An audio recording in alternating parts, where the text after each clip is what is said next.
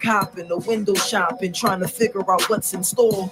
Doubt settles in, you feeling lost. Just understand, opportunity won't knock till you build the door. Once you face the facts, you back on track to get your inspiration back. This game a test where your patience at. The road is rough, it's up to you if you choose to ride. The key is never lose your drive. Here we go.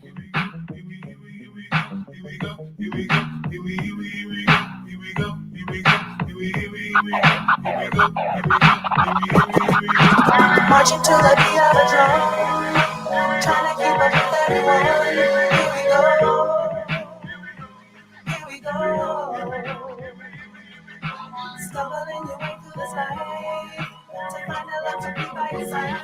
Here we go, here we go, here we go, here we go, here we go. Here we go. Here we go. Here we go. Here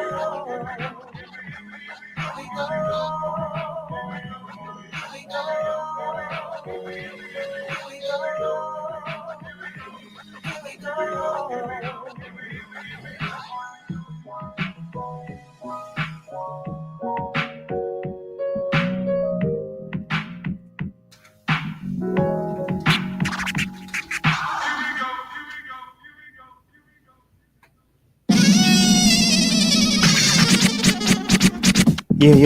Yeah.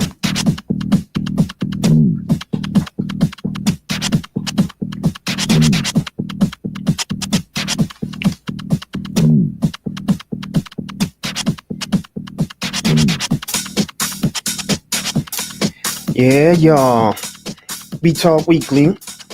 Definitely in the building. We Talk Weeklies after the talk of WPPMLP Philadelphia 106.5 FM. We Talk Weeklies after the talk. And of course, we got a dynamic show I'm super excited about.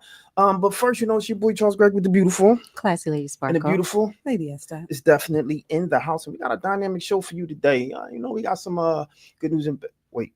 Is it good news? It's bad? Good news, and it's pretty much good. I'm gonna just give y'all the good news today. Right, I appreciate that. Yeah. Usually we get bad news. Yeah, bad news, or whatever good bad means, right? And so we got good news, bad news. We got some information, Lady Esther. You got some story, something for us today? Yeah, I keep y'all updated on what's going on in the city. There you go. So we got some stuff that's going on in the city. And of course, we got the good old folk, the beautiful people that's doing those things in the streets. As I say, they doing some good work.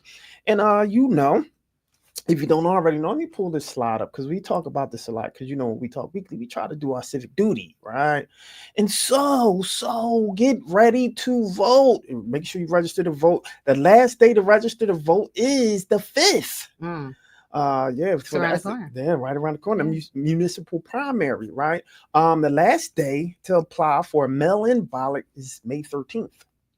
And then a good day, the day that everyone is waiting for, is May 20th. And we have some of the people that's out here that's running for election that's coming up. We had a good old folk here, right? And we put them through like, yo, what are you going to do for these people? Right? And so we're going to talk a little bit about that. But we got some great people. We got Khadija coming in too. So she's going to talk a little bit about some of the great work that she's doing and making sure that people know not only their rights, but, make sure that they are understanding how to operate within this ecosystem and their civic duty as well. So as I gave you a little, kind of rundown of the show, I got to ask you, how was your day? Highlight me. I had a great day. Can I give a shout out real quick? I want to shout out my little sister, Valentina. So she has Big Beard Barbershop in Germantown. Mm-hmm. She also has a nonprofit called United from Strife, and she does a lot in the community, giving food and everything away. Okay. And today, Krasner came to just talk to the people. It was just really good job. Talking to the people. She has helped release exonerees, inmates or people who were convicted of something that they didn't do, and they later found out that they were, innocent. So the exonerees were there, and they were basically just praising Krasner because if it weren't for him, is what they said, that a lot of them wouldn't be home. So another round of applause for yeah, that, yep. So did a lot of that, and yeah, it was just a beautiful day. Went to the Platte, just sat out and just, I mean, literally just looked up into the sky. For those who don't know what the Platte is, for those who don't know what the Platte is, why don't you let them know what the Platte is? Me and my cousin actually went out to the plateau, so she was like, "Let's just go and just." Where is the plateau for those who don't know? I mean, it's in Philly. It runs long, so it's like it covers South Philly, Southwest, West Philly. The plateau The plateau? don't cover no South Philly. I said Southwest, like Don't cover South West Philly. Yes, West Philly. Okay, Okay, maybe you West. don't know Philly. what a Yes, plateau yes, is. I do. I was about to say, all right. It covers West Philly going Yeah. into There you go. Now Winfield, we talking. Now we Belmont, talking. all that stuff. So yeah. All right. So we sat there, we looked at the sky, and just it was just a good vibe. The people were out, the children, just people with their bikes. It was just great. We Let's give just a had a round of great applause time. for the Philadelphia people out there. And I know I'm gonna hear it from her when she be like, "Come on, Sparkle, why you ain't know where it's at?" So, Platte in Southwest. but we had a good well, time. Fairmount Park does go through Southwest, so I'm gonna give you that, right? Well, okay, so we're all talking about right, 63rd yeah, going yeah, all the yeah, way yeah, to- and that's what I'm okay. You know, I'm gonna tell you, Fairmount Park is the biggest park in. That's what I yeah. was thinking. So Yeah. thank It you is. for Yeah, saving it's me the on that. biggest park. Okay. Yeah. No, it's still a no for me. It's a hard no for me. Yeah. And so that runs past the airport. That's actually part of Fairmount Park. A lot of people Okay. don't know that. That It is like literally right. It's huge. Part of It's it. yes. That part is so huge. Yeah. So, yeah. So okay. Yeah. I'll give you a round of Yeah. applause. for So that. for people who don't have grass in your front yard in Philly, it's like Go to you, Fairmount Park. y'all could go to the park. Yeah. So that was my day. All right, there you start hollering at me. Yeah. My day was good. I had a good day. It started out with a baptism, so that was nice. My nephew Nice. and my aunt got baptized today. Okay. So it was Awesome. nice to witness that and be a part of that and just have a day with family. So that's what I was doing all day. No doubt. Round of Yeah. applause. For family, man. Gotta love family. Mhm. And so, without further ado, we gonna. Oh get- wait, your day. He always Oh. skip. He I always know, wants to try and to he skip just out on it. he's so modest. Can you let us know what you just sorry.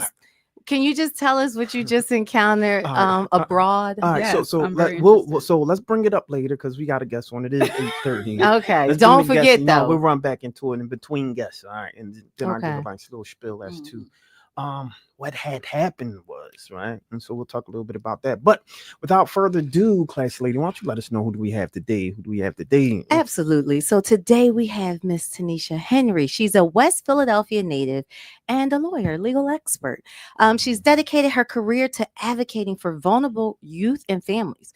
With a Juris Doctorate and dispute resolution certificate, she has served as a family court mediator and assistant city solicitor. Guided by her motto, I love this, Okay. whomever desires to be great among you is one who lives in service of others. She continues to uplift her community through legal and pro bono work. Wow. Y'all already know what to do. Let's give a warm We Talk Weekly welcome to Miss Tanisha Henry. Hey, how are you? Yes, welcome. Welcome. Thank you. Yeah. So, let's talk. Let's start from the beginning and talk about what pretty much got you into, let's talk about just your civic work. You engage in the community before we talk a little bit about where you are right now, because I like to walk people through the story, right?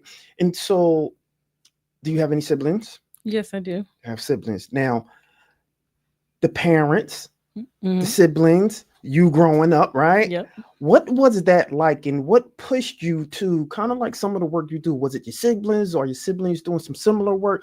Was your mom like, look, baby, I need you to get in them streets and go hard? I mean, what got you, focused and started in that? Yep. So I was raised for a good deal by my maternal grandparents who Shout out to grandma. Thank you. Grandpa. Yeah. Mhm. Yeah, no, for sure. And my grandparents were known in the neighborhood as servants. They had a policy where they never changed their number, and if you showed up and needed something, they would provide it, and you would never hear about it in the street. And so Nice. living with them and seeing that inside the home, because community service starts at home, what's That's right. tangible to you, what's right at your front door. They also were churchgoers, avid churchgoers, heavy in their faith. And so there was the church that we went to had a shelter for homeless families and individuals, people with struggling with addictions and things like that. I still vividly remember after school, I was not allowed to go home. I had to report to the shelter to help my grandmother cook the food for the women, the children, and the men who came through the shelter. I remember doing that every week. So even that, they were demonstrating to me, we are servants. We are here to serve. We are here for one another, not for ourselves. And so that's how I was trained. That's what I was built upon. Coming from that upbringing, when I became a teenager, my mother was an international missionary. Right. She did take me and my sisters with her, and we lived in St. Michael, Barbados, West Indies, and we helped to stabilize a church and help them get off the ground, increase the membership, revitalize the music department, and engage with the community. And so we became essentially like not just there to serve in that area, but an extension to the family, to the community where they, took us on as family. I was only a teenager at the time. My sisters were a little bit younger than me, but we were very active. We did everything alongside my mother because it was just us. I was also there long enough to attend school. And I walked miles to and from school every day. There were no sidewalks, just dirt roads. You had cars driving on the opposite side like they do in Europe. And I'm dodging cars and chickens literally gathering at my ankles for miles. In my trek to and from school, I could look to my left or right and see my neighbors publicly bathing because not everyone had access to indoor water. And so I thought, coming from West Philly, where there were times where I would go to school and didn't have shoes, or the soles were missing for a semester or a season, I'm thinking I'm poor at home. It's a different type of, exactly, a very different experience and eye-opening when you get to that level of poverty. That resonated with me. When I came back home, I was inspired. I had to do more. People need things at a basic level.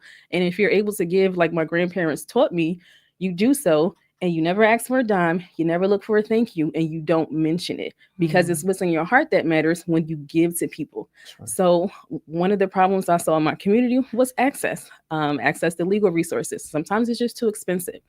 Sometimes people didn't have access to the internet. People are just not in the know. When you're so down and out in the struggle, you don't know, let me run over here because so-and-so can help me, or you're afraid to for whatever reason.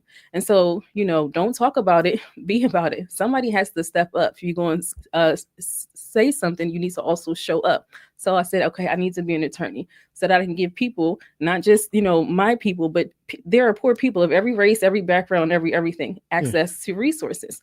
And so for the past at least 10 years, I've been providing free and legal pro bono work to people who can refer by telephone, people that find me on social media, people, if I'm talking to somebody and they hear I'm an attorney, they're like, oh, well, we're glad you're here because we need your help. And so I am very accessible. People contact me Facebook, social media, Instagram, in the street. People call me from Philadelphia, from other counties, from other states and jurisdictions.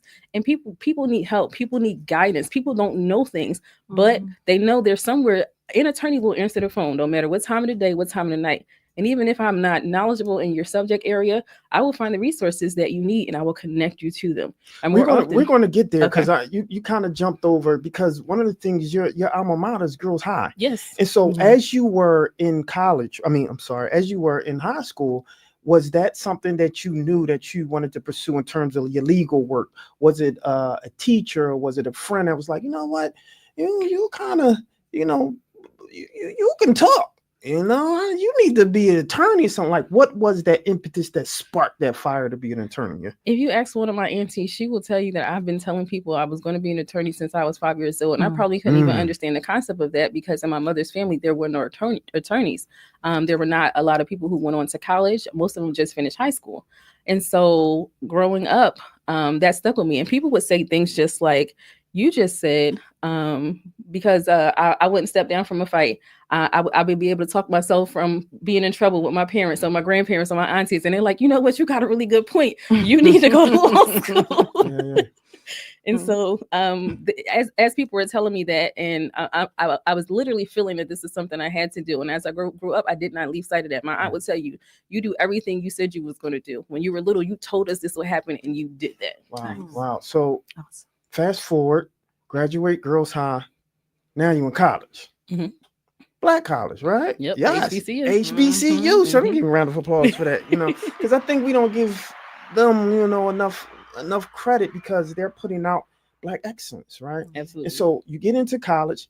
Did you know what subject you was going to be in from that? Or it's like the normal kind of thing? Because I know, shout out to my alma mater, Temple University, but I never knew what I wanted to do until like maybe maybe sophomore, but definitely junior.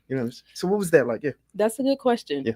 The college journey was very interesting because I didn't have any insight or direction. There was nobody before me that can kind of tell me how to do this. Right. It was actually my girlfriends in high school. They were all applying to college. I wasn't really doing it. I didn't have the guidance, and I knew it was something I had to do, but I was real lackadaisical about it. Right. They helped me fill out my applications. They told me where I needed to be to take the pre-test and things like that, and they made sure that I got into school. It was a toss-up between Hampton University and Howard University, two rival schools. If Hampton is listening, right? And I got accepted. Exactly. Yeah. I got accepted to Hampton, and I said, I'm going to Hampton. And when my girlfriends found out, they were like, no, you're going to Howard with us. They came to class the next morning with my complete application filled out and said, please put your social security number here. Wow, shout out to and this is what we do. That's your village. That's shout out to Howard. I'm part of a Black Greek letter organization, and we was founded at Howard University, January 9th, 1940. But I'm not going to go through all that, right? But no, shout out to you. Go ahead, no doubt. Yeah. So still without the guidance, I went. I showed up. I knew I had something to do. I wasn't sure, so I didn't declare a major immediately. I was good in English. I'm like, okay, let me just play with this English right quick.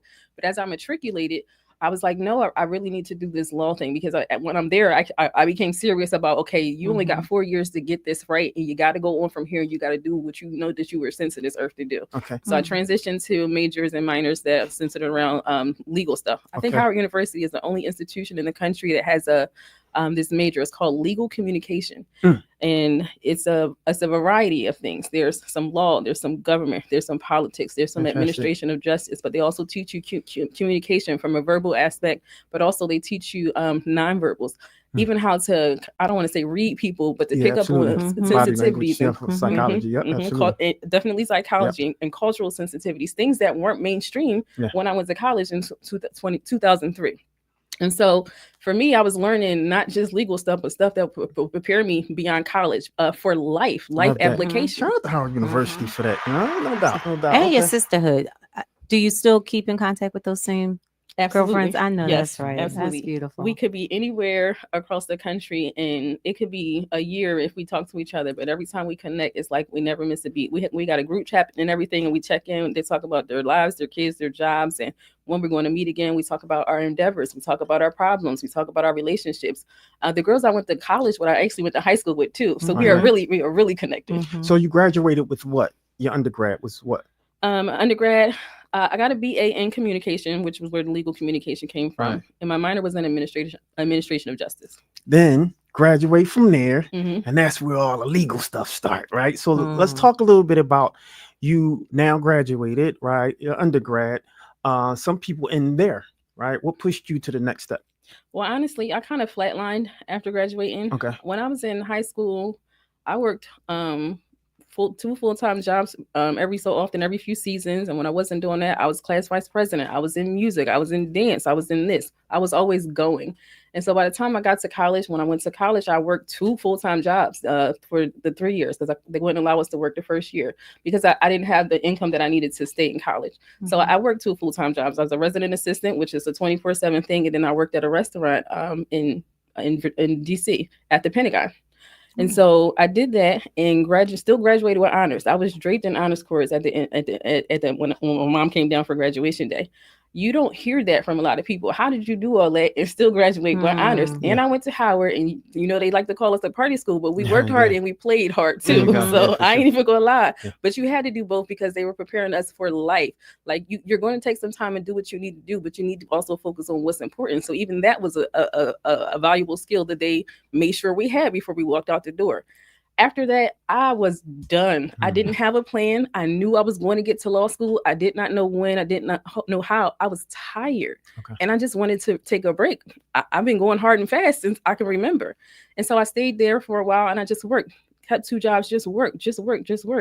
But DC, if you know what DC is now, it's very difficult to live there. It was difficult for me to live there. Even though I had a college degree, I was still in the restaurant industry. I did 10 years in food service. And so I found myself not able to make ends meet. And I found myself temporarily homeless in DC with a college degree and 2 jobs. And I wish my mom could have came and told you. She'll tell you that one day I showed up at her doorstep in Philly and say, "Hey, Mom, I need somewhere to stay. I need to get into law school."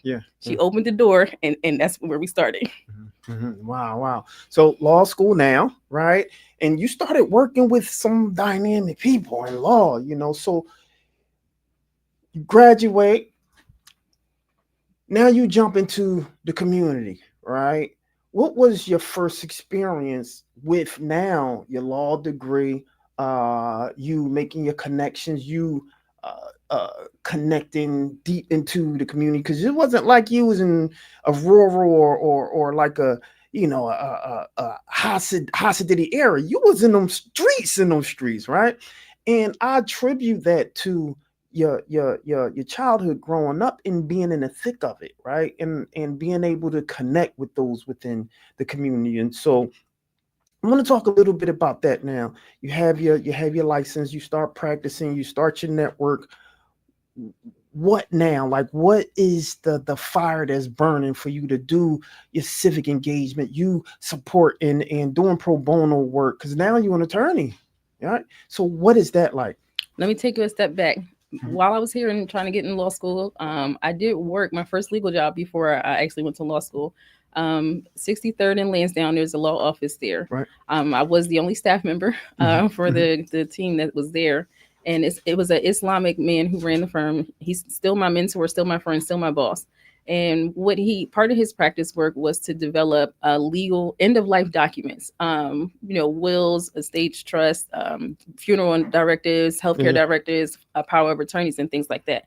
But a lot of his clients were Islamic, and before they would take their religious journeys overseas, they wanted documents and paperwork to account for their families should something happen to them. And what is Islamic religious law is not always exacting, does not completely match the federal law. That's right. And so he had to be strategic about how he was able to balance the interests and needs of the religious law versus the federal law. And so I was there to walk through that process with him. It was like he was the only attorney in Philly that they could get these documents from, who figured out the gray area where these people could have what they believe they deserve. That inspired me. Because people need things, and like I said, access. They don't always know where to go, but they found this man. The hordes of people that I saw that he gave what they needed to from a legal perspective, that meant something to me because, again, for me, it was about a lack of access. It was about a lack of resources. And so I took that with me, and then I went on to law school. I went to a law school where I got a degree, my Juris Doctorate, but I also sought out a law school. At the time, it was in the top 10 law schools in the country that had an alternative dispute resolution program. That's where you develop your mediators, your facilitators, your arbitrators, your negotiators. At that time, I knew I wanted to sit as an arbitrator to help people decide things. I'm really big on collaboration, bringing everybody to the table, making sure that everyone's interests are heard and balanced and that everyone walks away with something. Because people have to live after litigation. It does not have to be ugly. Yes, there are issues and contests, but what can we do to kind of please everybody? That means a lot to me. And so bringing that into law, law is rigid, it's black and white, it's this and that. But with my mediation background, I'm able to bring in another skill set and some other factors to consider. Where we're focusing on the people, the person, the human, the needs, and the other underlying interests that I oftentimes lead them to need the help of the courtroom. So when I came back home, I became a mediator. I worked for Good Shepherd Mediation Program. And I was assigned to family court. So I was helping the families mediate their disputes before going into court. If we could have gotten them agreement, it would cut out the emotional aspect of it, because we're talking about families, we're talking about children, we're talking about separation. We're talking about people who don't have stable housing, who don't have food, who don't have running electric. and that impacts whether or not they get to school. So now they're truant. There's so many things going on. And one, do you want to go to court and literally argue about basic life necessities? That doesn't sound appropriate to me, right? And so, and because these are families, regardless of what happens in the court system, they're still going to be a family unit well after the court system. So for me, that mediation was important. Can we help get you guys what you need without you having that traumatic experience before a judge and all those people that are in a courtroom and all the documents and the paperwork and somebody literally making a history of all the bad things that just happened to happen to you? So I did that for a while, and I liked it because to me, it was a way to help people. And while I did it, I was able to teach skills. You can take the mediation skills back home to help you mediate your own family disputes or to help see things differently. You didn't have to see it from a place of argument or a place of pain, but these are issues, but let's put our energy in working to resolve them, and let's do it together. I love that, because the platform that we have, one thing that we do say is we can point fingers at everyone, right? But it's about solutions. So we solutions based, right? And so that's how we pretty much run a lot of the work that we do, especially as it relates to, you know, talking to the people like you, right? The people. And I say the people because you are part of the community. I think what tends to happen is we disconnect maybe elected officials from the people, right? And sometimes they want to be disconnected from the people, right? But when you have people like, you know, that has come from a background like you that have been doing the work, it's a different connection that's there.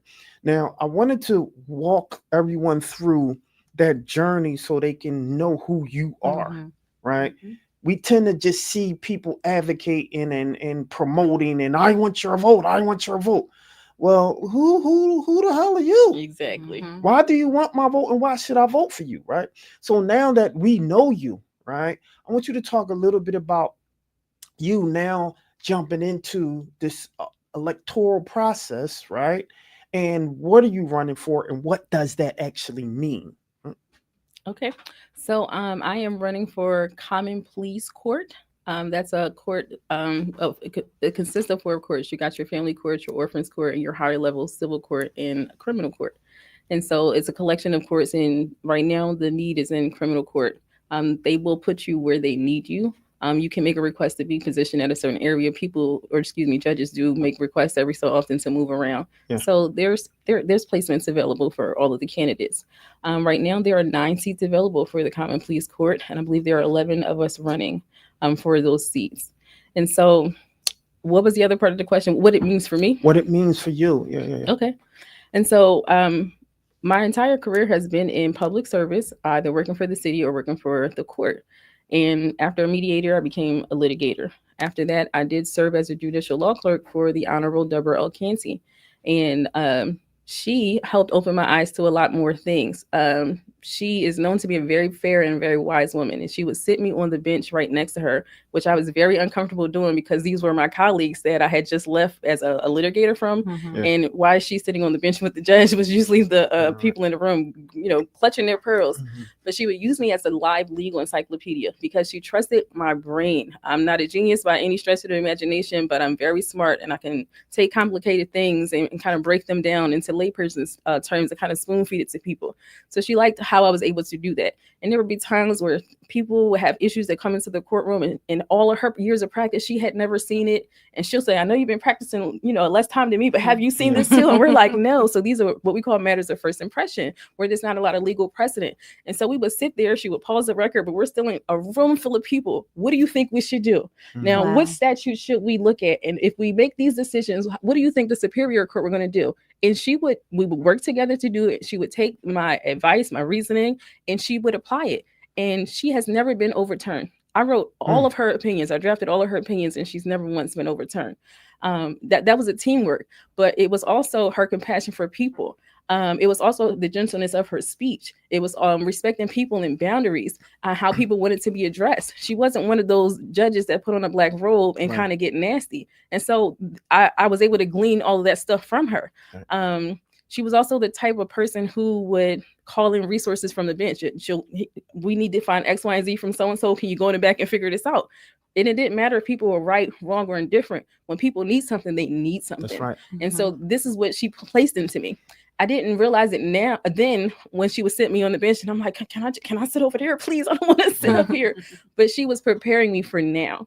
When I left her after about 5.5 years, I became a hearing officer. It used to be called a master, and I was presiding over my own cases, different practice area of law, and I was issuing orders. But because I'm a mediator, first, I would turn my litigation into a conversation, and people would thank me at the end of the hearings. Even if I had to issue rulings against them, they would say, we appreciate you slowing things down for us, for explaining the law to us like you did. They would learn things. They would understand what the procedures were, what the next steps were. They felt confident about moving forward in their processes. I would have ex-murderers and child molesters coming into court asking for access to their children. And they would say to me after the hearings, why were you so kind? Why didn't you prejudge me? Why didn't you, bang my past over my head? That's not the job. You're still a human being first, right? And while those things are a factor, and yes, we have to look at them under the law, it's not my job to, after you done your 20 years and you done rehabilitated yourself to society, it's not my job to make you a victim of that. That's right. We're here for a different purpose. And so I would give that to plaintiff, defendant. It did not matter. These are still people at the end of the day. And so the treatment, which I got from Judge Canty, the even temperament. People tell me now, you've always been ready to do this because of your temperament. And I like to thank Judge Canty for helping to cultivate that and bring it to what it is now. And then to me, it was, okay, after hearing their stories and they're comparing, well, I've never had this kind of experience in the court before. And, Judge such and such talks to me like blah, blah, blah. And I'm hearing all those stories and I'm like, wow, this is obviously it's a systemic problem and it's affecting lots and lots of people. I saw hundreds of people with these cases. And I'm like, there needs to be a change. People don't even have access to judges with gentle temperament. I'm not saying all of them are bad because they're not. There are some really good judges on the bench. And sometimes people just have bad days, right? But there's a need here, and it's time. I'm either going to talk about it or I'm going to be about it. So I need to step up. People need this. People need people to have this temperament. People need people to have this unique balance for people, things, and the law. That's still right. Follow the law, but I still treated people like human beings. I like that, and I like that you're talking human and bringing the human out of the people as opposed to judging on face value. Now, you're running for common pleas judge, right? For those who are watching and not familiar with that particular ecosystem, can you explain what that position or common pleas judge does? And that's the first question. And then what makes you different, or what do you believe makes you different from any other judge within that seat? So the Common Pleas Court does comprise of the 4 different courthouses. And so there are obviously different things going on at each one. So you have judges with the ability to separate families, to remove children, to terminate parental rights, to free children for adoption. You have the criminal justice system where you're processing the higher crimes and the felonies, and you're getting those murder cases and things like that. You're monitoring people's parole and probation. You have the civil court where I believe actions up over $12,000, where there's a contract dispute, things like that. And then you have the orphans court, and I kind of talked about the end of life documents where people bring in their wills for contests and trying to, working out the executor of the state. So you have all of these different things hitting all of these major areas of people's lives. And so I think oftentimes, I know Philadelphia historically does not show up for these kind of elections. People don't know the importance of it. That's right. But judges make very powerful decisions. They make decisions that impact lives for a lifetime, not only affecting the individual, but their family units, the economy, their job prospects. And so I want people to know how important it is for you to look at who's running for these positions, for you to not just look at their resume and what they've done to be qualified for this, but who are they? What is their character like? Are they integral? Will they suffer from the Black Rose syndrome when they put that thing on and they start becoming nasty, and abusive of their power? You got to watch for those things when you're away. Nasty. I was just going to say that. You got to look for that when people are out giving their speeches, or because who you are is going to show, even if it seeps out a little bit. And so I tell people, I have to vote too, right? And so I have to know who these people are too. I have to know what kind of person I think they'll be from this point. And so I'm looking for your character. I'm looking for the things you're mumbling under your breath. I'm looking if you speak to people in the room and if you address everybody and if you're kind. I look for that. And I think people should look for that too.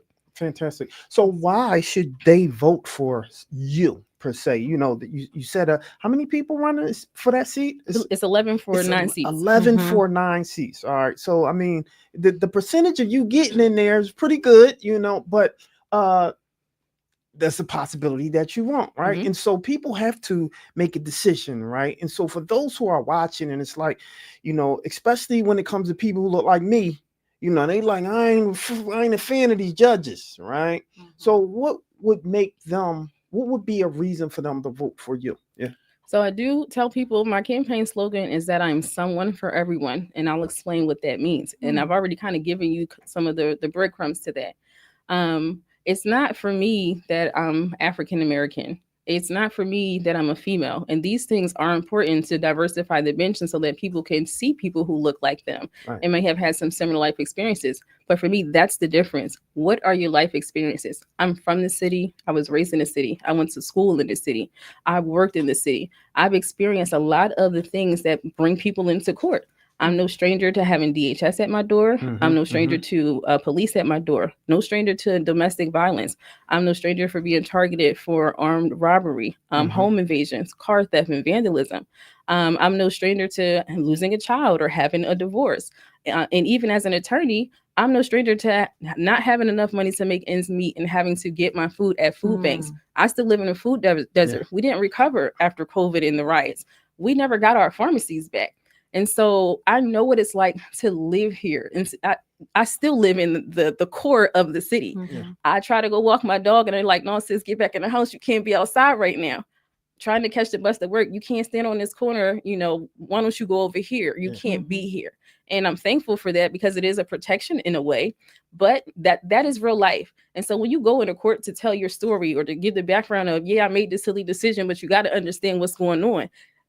Depending on who's listening, that stuff can be going in one ear and out the other. Are they considering your traumatic experiences? Are they considering what happened in your childhood that might have got you to become an aggressor in your adulthood?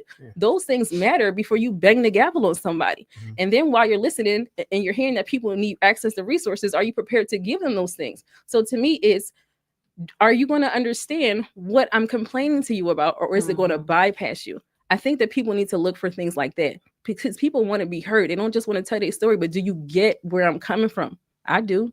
I've been there. I've done that. And I'm still living right among the same things that you all. I think that's what sets me apart from a candidate. I am the city. I am one of you. I'm not separate from you just because I chose to help from a different realm. But I'm here and I'm right with y'all and I get it. People need to be understood. And I think they would have better courtroom experiences. I think it would restore faith and confidence in the justice system if there were more people like that on the bench. So you have so Ms. Johnson scared to come out her house right now. Philadelphia has been nuts with everything that's going out there, right? From the murders, the shooting, the robberies, the carjackings. It's crazy out there, right?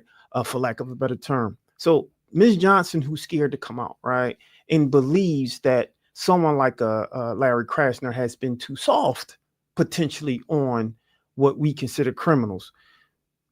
What would you say to Ms. Johnson to make her feel or understand the need for, justice, in presiding over cases? What would you say to Ms. Johnson? What would I say to Ms. Johnson on her need to feel justice? Yeah. Well, earlier I said you got to put up or show up. If you're going to talk about it, you got to be about it. So, and then I have to recognize that she's a human being first and validate her experiences and where she is, because that's a very real fear. Right. And she's not the only one. Sometimes I still feel like that. And so you do things, call your committee people. You call the leaders in your district and to ask them to do different things. You tell them what your problems are, and they are supposed to look for things or ways to make a change, to do something about your neighborhood and your experiences. You can start there, a phone call right at home. There are resources available to you. There are people who have been elected to actually serve in those capacities to make changes and differences in your neighborhood. But then I would also talk about voting. I know historically my people, we don't do politics. We ain't registering to vote because it's all corrupt. And that's valid too. They're not wrong, but these people are going to get these jobs anyway. Mhm. And so Mhm. you put your head in the how you say it, put your hand in the fight and Mhm. show up, go to these community meetings, figure out who these people are, and you vote for what you think will make a difference. And these people are going to be on the bench for generations, essentially 20 years, 30 years. But if you don't participate, if you don't do your own work as a community member, then you're left with what you're left with, and that's not always the best thing. I like that you said that. And this is my last question to you. We are a part of Every Voice, Every Vote, right? An initiative, right? And one of the common things that we hear from the people is my vote don't count, right? Now, you're up here running to ask for people's vote. When you hear that my vote doesn't count, or why should I vote, and kind of some of the similar things that you have been saying as it relates to what you hear from the people, what does that make you feel? And what then do you talk about people's civic duty when it comes to voting?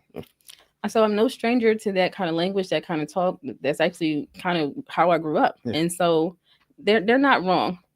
It's no secret that politics are corrupt. It's no secret that some sketchy things happen when it's time to count those votes or mail them in. There is validity there. So I always like to start where you're not crazy. Like that. This is happening, Yeah. etc.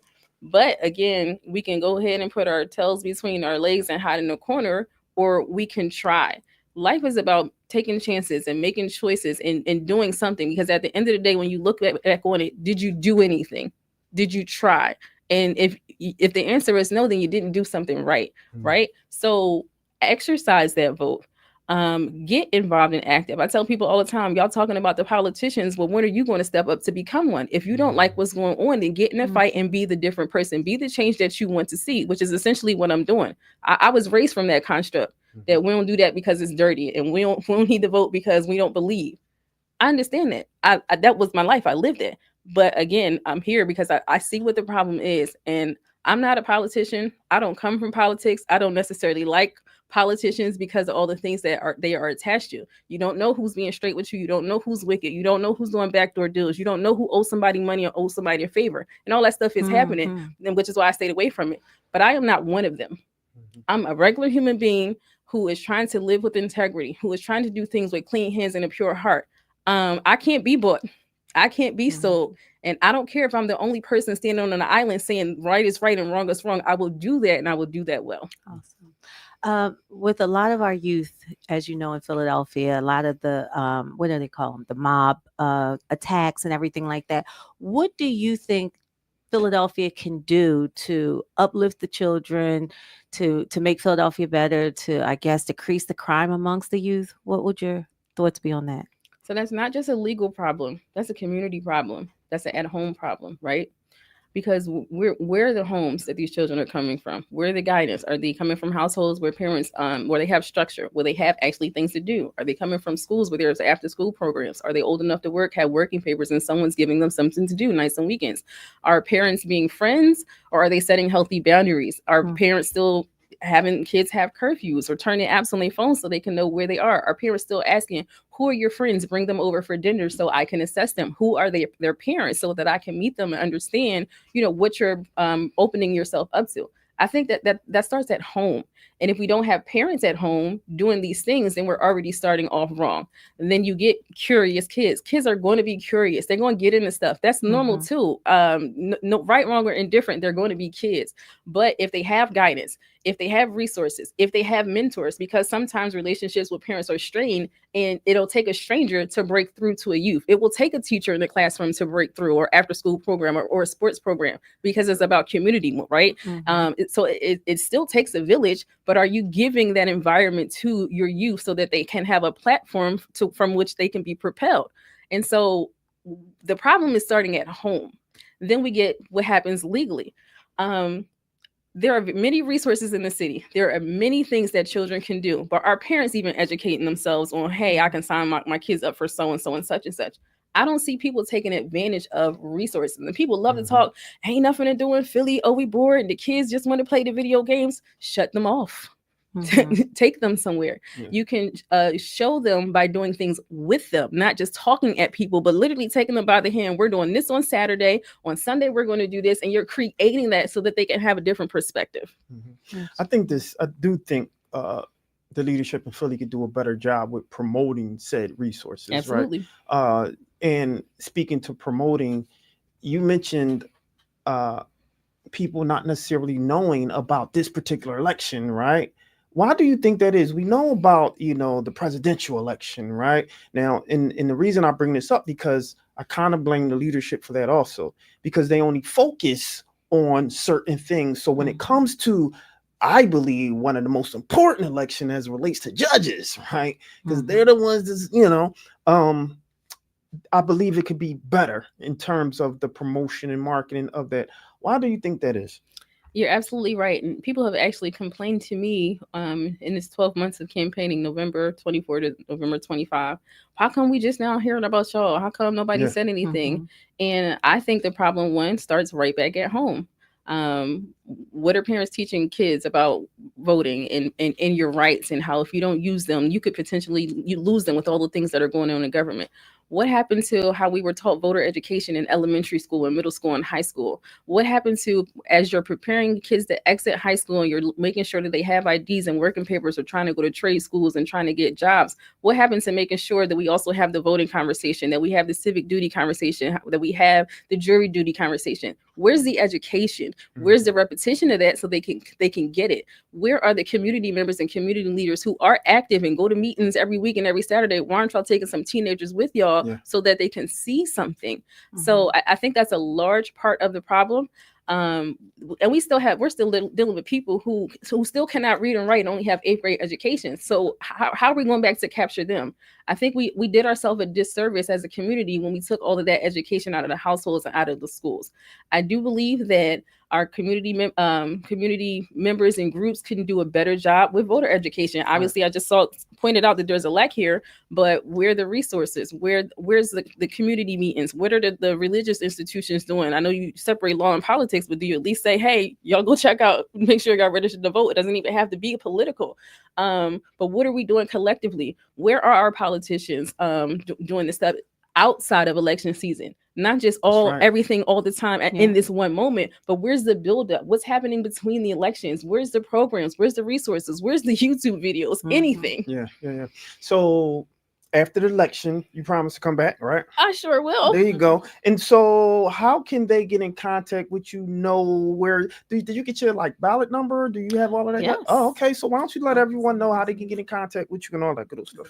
Yes, I am on most social media outlets. I am on Instagram and TikTok and Facebook as T for Tanisha, Henry for Judge. I also have a personal Facebook page, Tanisha Henry, and I'm going to spell it because my mom was real unique with this one.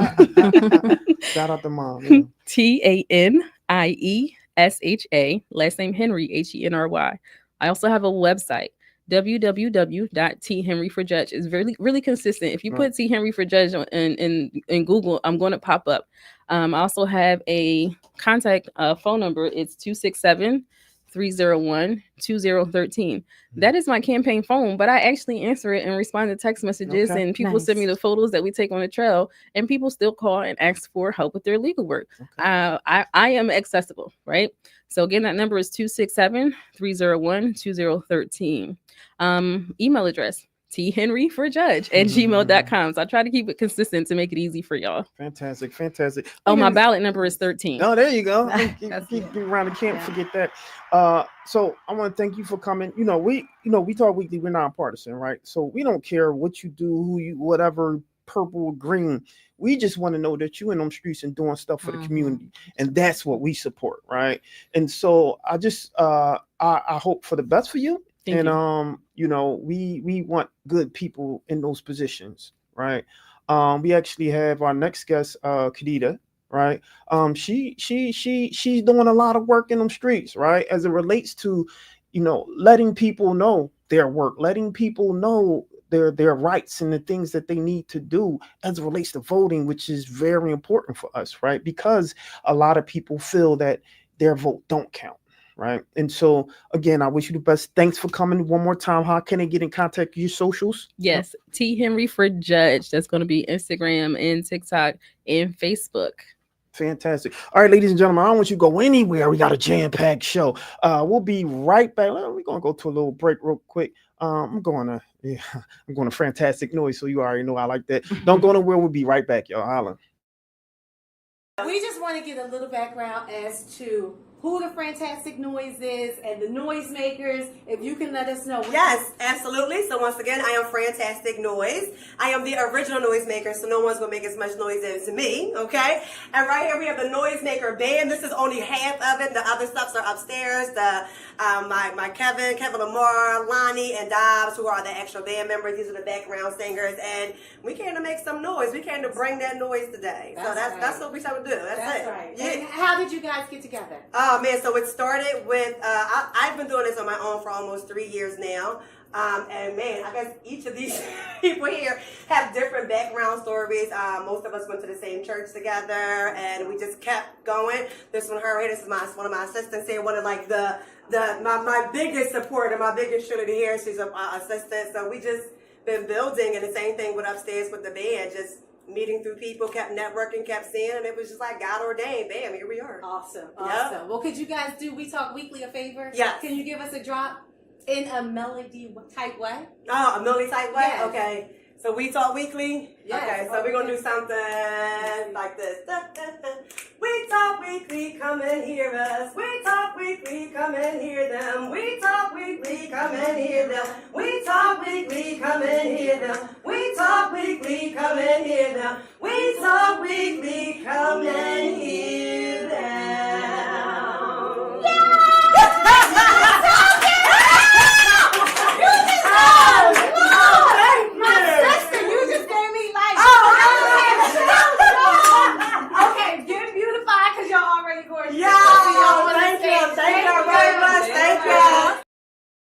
Hey, We Talk Weeklies after the talk on WPPMLP Philadelphia 106.5 FM. We Talk Weeklies after the talk with your boy Charles Gregory and the beautiful Classy Ladies and the beautiful Lady Estada is definitely in the building now.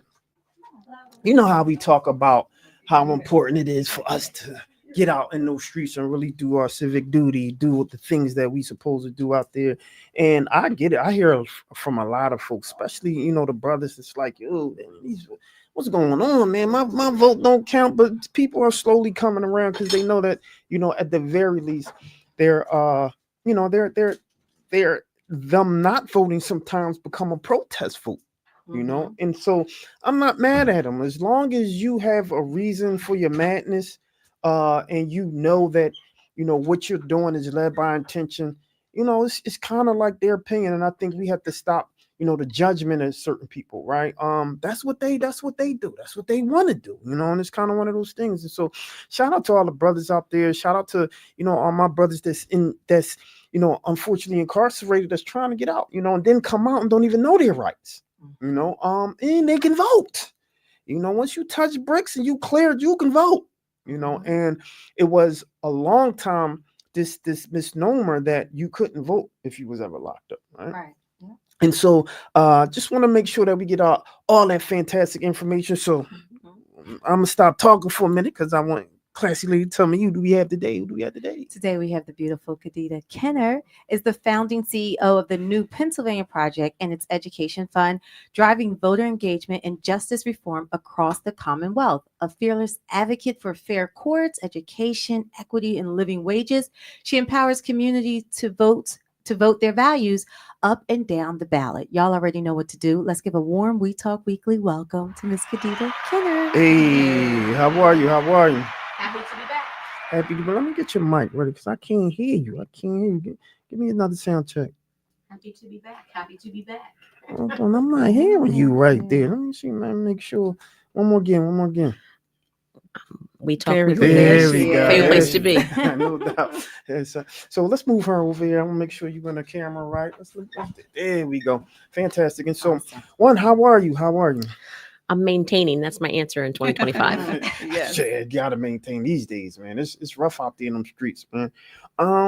So you've been on the show a couple of times, and every time there has been something new happening that we need to make sure that not necessarily highlight, but to strategize and position for it, right? And there's a few things that I want to talk about, especially your altercation that happened to you.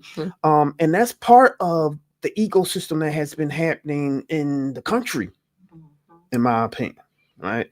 And so what have you been noticing now, and did the work that you're doing pivot from what you've been doing? Did you have to do new strategies? What is it like for you now? 2025 is a little different than 2024, not that much so, in that we're still trying to overcome a lot of the misinformation and disinformation that exists in the ecosystem.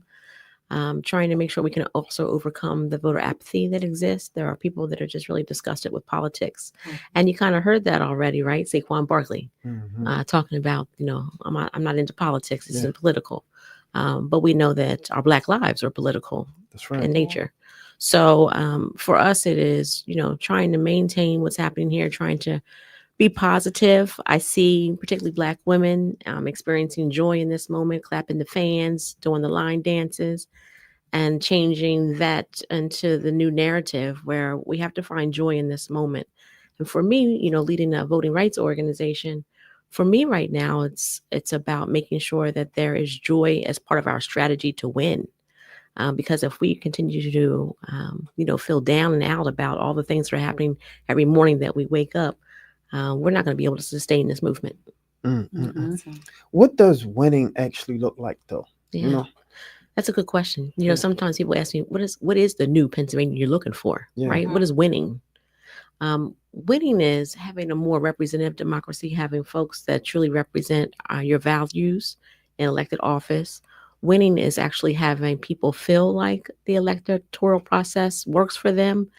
Winning is that people don't have a negative connotation when it comes to politics, right? Where you have someone who says, I'm not here for the politics. I'm just here to meet a president, right? So winning is knowing that how we win is at the ballot box. It's how historically we have won. Our rights and our freedoms have been won at the ballot box. Great answer.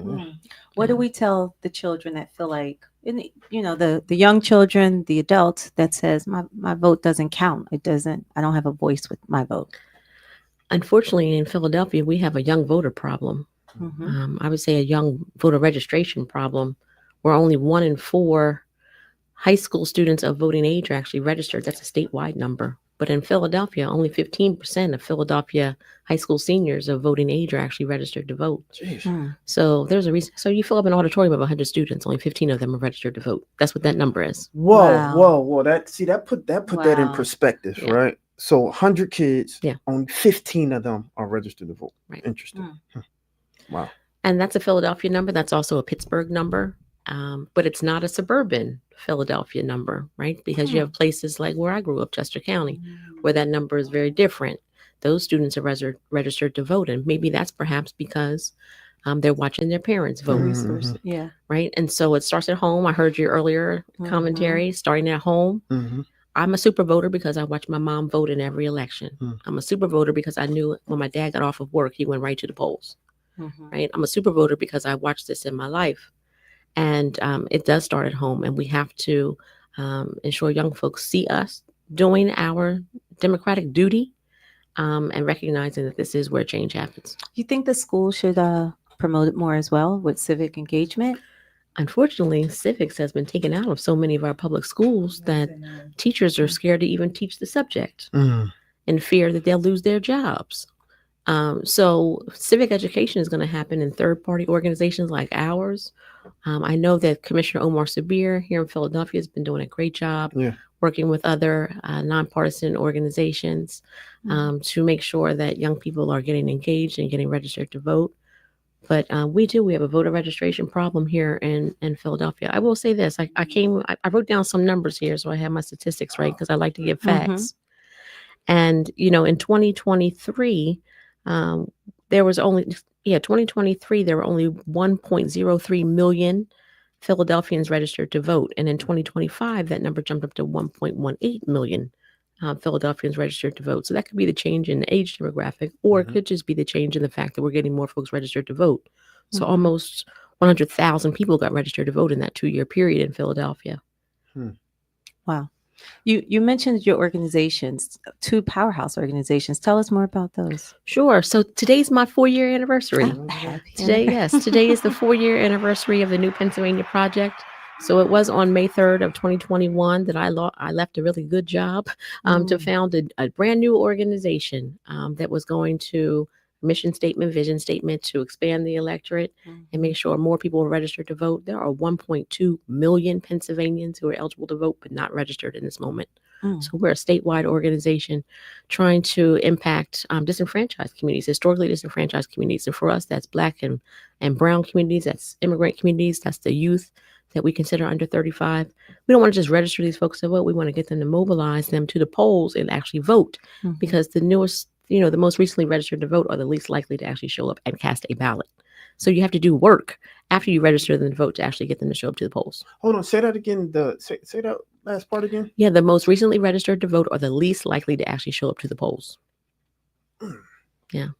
And that's because they don't know how to do it, right? So if you haven't watched mom or dad do it, or grandmom or aunts and uncles cast a ballot, you don't want to go into a polling booth and make a mistake. And you don't want to look stupid going in there and not having the right IDs or know what you need to take with you in there or who it is you're supposed to be voting for, what these folks do.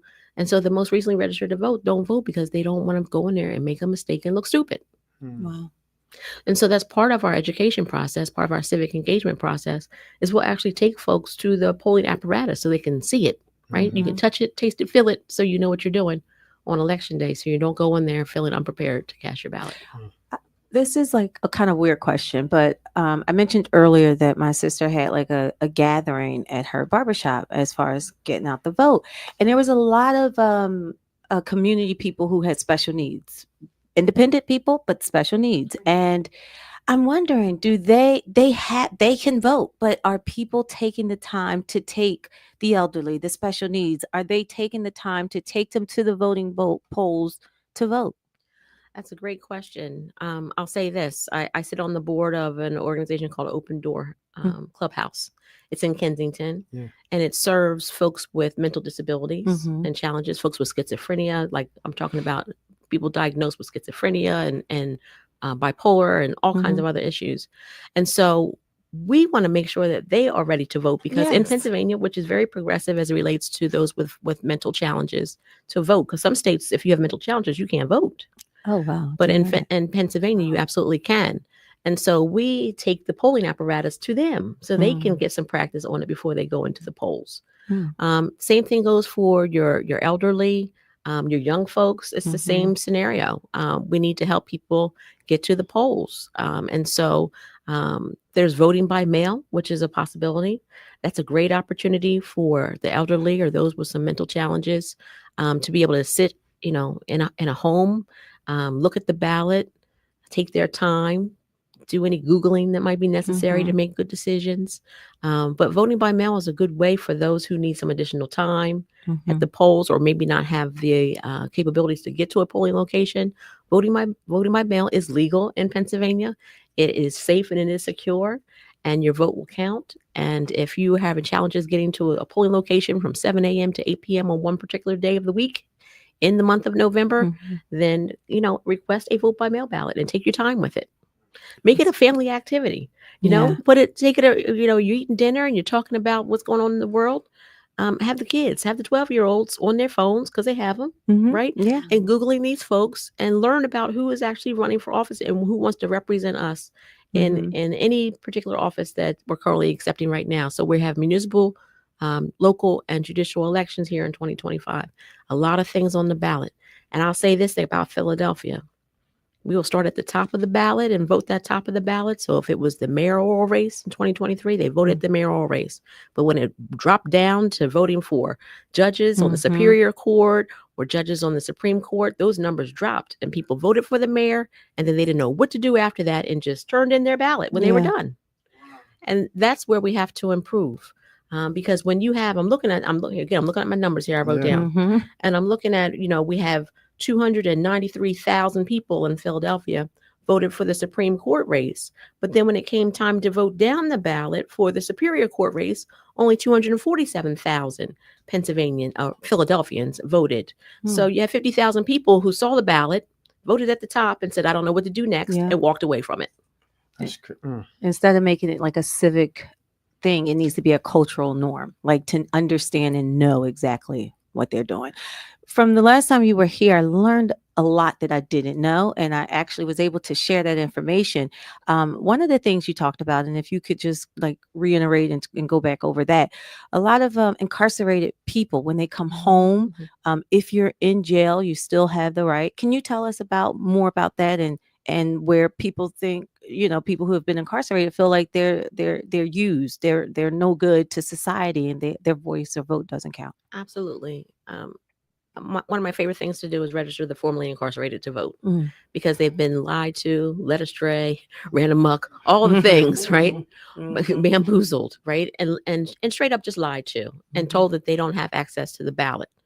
Pennsylvania, again, this is where we're very progressive, and that the moment your feet hit the street, you are eligible to vote in the Commonwealth, unless your crime had something to do with voter fraud, or part of your sentencing has you, you're released into a halfway house, but that's still part of your incarceration. You're not truly free. Then those folks are not eligible to vote for a certain amount of time. It's 5-year wait period for those who may have had a crime that related to voter fraud. But everyone else, the moment your feet hit the street, you are eligible to vote. And a lot of people don't recognize that because their parole officers might not be telling them the truth, or maybe they got out of jail in 1996, when you could not vote immediately after getting out of jail, but the laws changed in the Commonwealth. And so now it is immediately. It's just a great thing to do. And I'll tell you this, and not everyone who is currently incarcerated is not eligible to vote. They are actually eligible to vote. So if you're incarcerated in a jail, you're there on a misdemeanor, you are eligible to vote from the jail. If you are currently in prison and awaiting sentencing, you have not been convicted of a crime, you are eligible to vote while still incarcerated. So it is not until you have been convicted of a felony and you are incarcerated that you are not eligible to vote.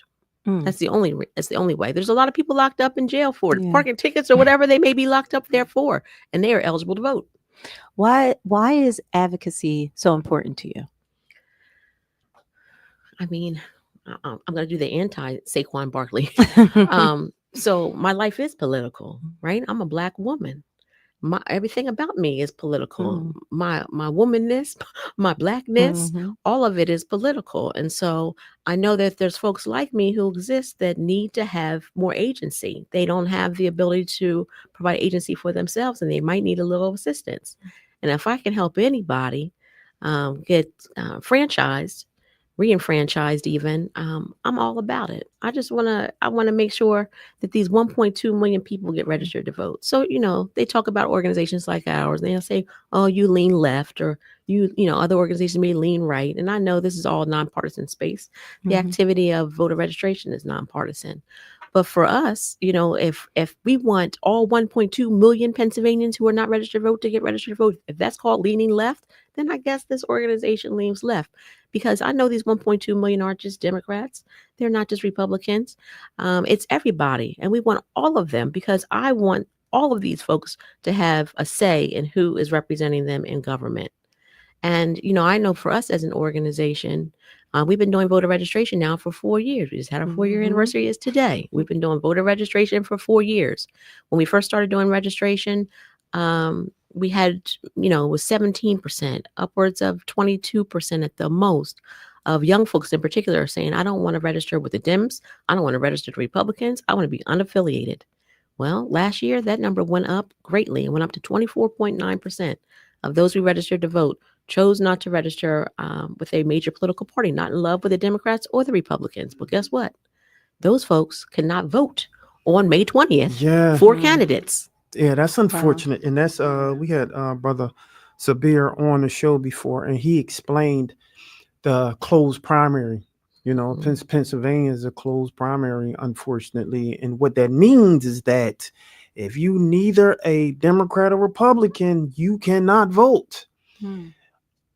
Not sure if that's a great idea for us to be a closed primary, because the ecosystem is changing So I believe there needs to be some advocacy work to change that. There needs to be some type of policy, some type of some new legislation to change this closed primary deal. Because if you have those who are very active in the community and they see that there are issues or challenges in both parties, there's a problem to say you can only have two parties.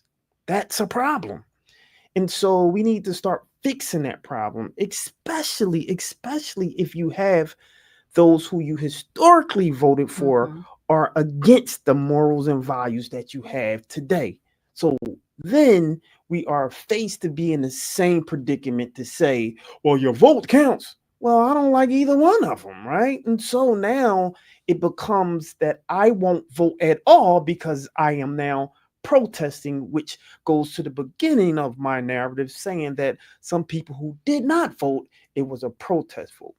That said, right, you mentioned, well, you was here when we had someone who was running for judge, right? What when you look at our judges today, right? Because your organization is also nonpartisan, right? So when you look at the judges today, what do you look for? What do you believe is very important that the people should consider when trying to elect a judge in one of those seats? So this is a great question. And this is why there is such a drop off down ballot, right? Because we don't know what these judges do. That's right. We don't know what makes a good judge. That's right. And so I'll start here. Number one, I'm going to plug this. On Thursday, this coming Thursday, the 8th of May, I'm doing a judicial candidate forum for Common Pleas judges. It is going to be in the Sam Stanton Center on North Broad Street. When is it? It is this Thursday, May 8th. Okay. 6 to 8 p.m. It's welcome to the public. Come and learn from the candidates, because you're not going to have someone running for judge knocking on your front door. That doesn't usually happen. So you're not going to see these folks or really have to have an opportunity to engage with them unless you attend these forums. So questions I love to ask. So I'm going to moderate. And it's all 11 judges that are running. So they've all been invited. We're still working on how many of those are coming through. There's a lot of judicial candidate forums happening next week in Philadelphia, and that's a good thing. So you have an opportunity. If you don't get to go to ours on Thursday evening, there will be another that you can attend. But what's really important questions that will be asked is, what makes a good judge? What would make you a good judge?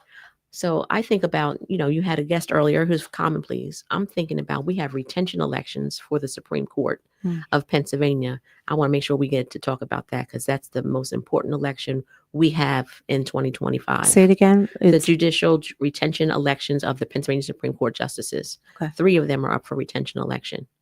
But questions that we ask. I love to ask the question, who is your icon? Who is your Supreme Court icon on the United States Supreme Court, past or present, right? And so if someone answers Ruth Bader Ginsburg, I have an idea of where they stand. If somebody answers Clarence Thomas, I have an idea of where they stand. If they say Justice Alito, I have an idea of where they stand. So I think that's a great question that can be asked. And every time I've asked it, people have actually answered that question. Sometimes they may not want to answer some of these questions, but they do. Another question I want to know about these judges and justices is, what are they doing in their free time? What are you doing on the weekends? Are you hanging out at the Boys and Girls Club and assisting the community? Are you with the block captain cleaning up the neighborhood? Or are you, down in Mar-a-Lago somewhere having a good time on a golf course? I want to know what people are doing in their free time. There's also ABA ratings, American Bar Association ratings, that have been done on lots of these folks. So you can go and you can Google somebody and check out their ABA rating, which kind of gives you an idea about their temperament. Do they show up to court on time? As a lawyer or as a judge, do they show up to work on time? How's their temperament? How's their demeanor in the courtroom? All of these things are important to know about somebody. So unfortunately for some, they're going to have to do their homework, right? And you're going to have to take your time. And before you go into the polling booth on May 20th or November 4th for the primary and also for the general election, you need to have Googled these folks and found out about them. Is this a judge that we should be retaining for election or not? And I think that we have an onus on the electorate to take our time and investigate. We take our time and investigate what kind of, refrigerator we want to put into our kitchen. Mhm. So take that same amount of time and figure out if Yeah. this is a judge or a justice that could one day be dispersing justice on me and my Mhm. family, and take your Absolutely. time to find out about them. Absolutely. The like you said, we had someone that was going for a common pleas judge. We've had other people that were running for judge, and I'm not hearing about it. Yeah. You hear about the mayoral. Why do you think that is? Hold on. I'm gonna let you finish. Shout out to We Talk Weekly, because we're making sure the community hear about this thing here. Now, go ahead. Hold on. Where do we fill in the gap? Why is that not even like being known? It's something that I think that needs to be, heard a lot louder. I think a part of this is that Pennsylvania is one of only 7 states in the entire country that we get to elect all of our judges and justices in partisan elections. Mhm. So it makes that very rare. It also makes it very powerful for Pennsylvania voters that you have the power to put a judge on a bench or not retain them and kick them off of a bench. That's a power only 6 other states besides us have. Mhm. And I think that some of this is by design, because a more ignorant electorate is an electorate that's going to stay home, Mm. right? An electorate that doesn't really have all the information they need is an electorate who's not maybe going to make the best decisions for themselves and their community. Mm. So it behooves some folks for us to not know about these elections Mhm. and to stay home. I will say this: I'm looking at statistics from 2023, the last time we had a judicial election. Philadelphia had a 31% turnout. In the 2023 judicial election. That's not enough this time around. Mhm. We're coming off of other states like Wisconsin, who just had their Supreme Court race for Wisconsin State. They had 50% turnout. They had 500,000 extra people vote in Wisconsin than they ever voted before in a judicial election. And that's because millions of dollars were being sent into Wisconsin, dark money, Elon Musk and others. And what color is Wisconsin, for those who don't know? Well, it's one of those swing states. That's right. Right. Like Pennsylvania. And so we're going to have that same situation happen here in Philadelphia. Dark money is about to flood Pennsylvania and our judicial election. Folks like Jeffrey Yaz, Pennsylvania's richest man, has already given millions. Elon Musk, I'm sure, will start to, as soon as he gets his Tesla back in order again, I'm sure he'll be back into Pennsylvania dropping millions of dollars, because they do not want to retain the 3 democratically elected Supreme Court justices that are up on the retention ballot this November. They do not want them retained because it is the Pennsylvania Supreme Court who has decided whether or not our voting rights are intact. They decided whether our provisional ballot should count. They decided whether our vote by mail ballot should count. They're the ones who will protect access to abortion. They are the ones to ensure clean air and water. They are the ones to ensure that we are actively funding our public schools. So there is a benefit for some to not have those justices on the bench. The most important thing the Pennsylvania Supreme Court justices will do in the next few years is we're going to have our 2030 census. And when we have our 2030 census, they will draw new maps, right? Because Pennsylvania historically has had some of the most gerrymandered congressional district maps in the country. And so it'll be the Pennsylvania Supreme Court to say this map is not right. It is a gerrymandered map. Either it is racially gerrymandered or is politically gerrymandered, but it is a gerrymandered map, which is diluting voting power, particularly of Black and brown folks. So that is what the Supreme Court retention election is all about this November. And that is why you have folks like Elon Musk and others who want to flood millions of dollars into Pennsylvania to get those 3 justices off of the bench. Wow. I did not know that.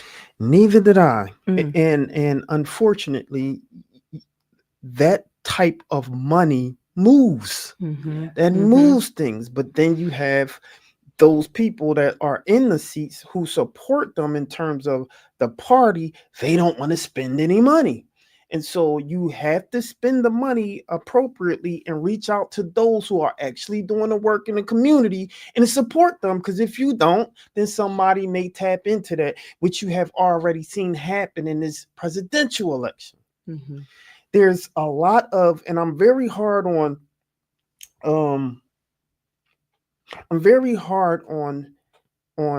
leadership who do not listen to their constituents in the community.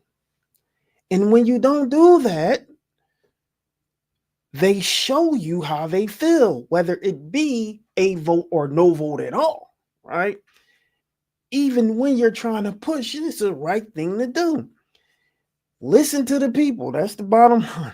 Listen to the people. Listen to what the people want. Because if you don't, there's another group of people who are pretty much getting everything they want.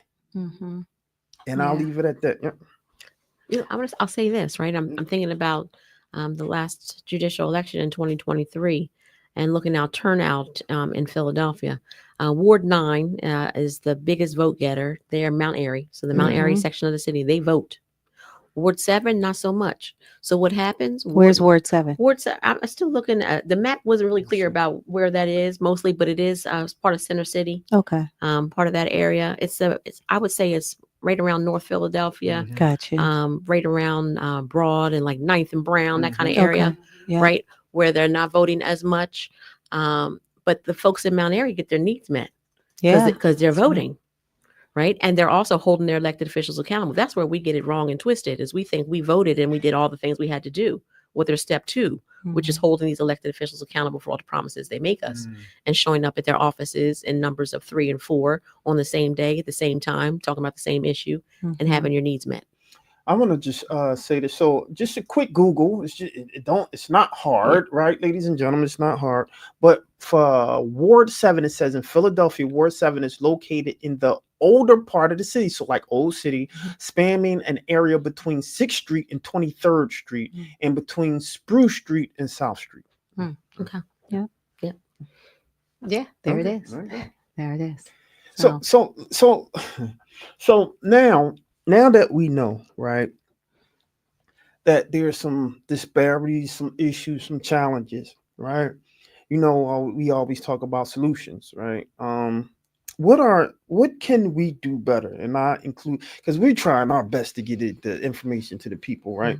But what can we do? I include myself in it, in Philadelphia specifically, to get more of the word out to the people, to try to get them encouraged to, whether they vote or not, but at the very least to start to be civically engaged. What can we do? We just have to have conversations. I mean, I think we take it for granted, particularly, here I'm in Philadelphia. I'm talking about, Black community. I think we take it for granted that all of our cousins and uncles and everybody's voting the right way, or they're voting the same way, or they're actually registered to vote. I think we do a disservice by just assuming people are politically engaged. I mean, when you hear folks say, and it was not just Saquon Barkley, it was also Jordan Mailata, right? Who are just like, my life isn't, I'm not into these politics. And so we have to right now think that there are a lot of people out there like that who just think, I'm not into these politics. These politics have not been working for me. Right. I've been voting. My grandmother's been voting. Our streets still look the same. My neighborhood still looks the same. And so again, I put the onus back on us as the community that it's just not enough just to vote. You must follow up and hold elected officials accountable. They're not used to seeing people enter their offices, on a weekday, asking for something rather than I need my passport expedited or whatever you may ask of a state representative. So I think that what we can do as a community is just have good conversations. I don't take it for granted that I don't have, a raucous Easter or Thanksgiving. We're all kind of agreeing on politics. But the last couple of years, my family, we're not always agreeing on politics. So you can't really take that for granted. And you need to have these good conversations and talk to the young people in your life. I gave the statistic already. You have 4 grandkids. The odds are only one of them is registered to vote. You have 4 children. The odds are only one of your 4 children of voting age is registered to vote. So talk to the young people in your life. Have these conversations. We can't be scared to be having conversations about politics and religion and all the things. Get off the weather. Get into something more meaningful right now. And lead by example, like you mentioned with your parents. You must lead by example. So knowing, I just want to back up because you mentioned Saquon, right? Knowing that, what's been going on in the environment, knowing many people have been or felt like they were let down, especially the past election.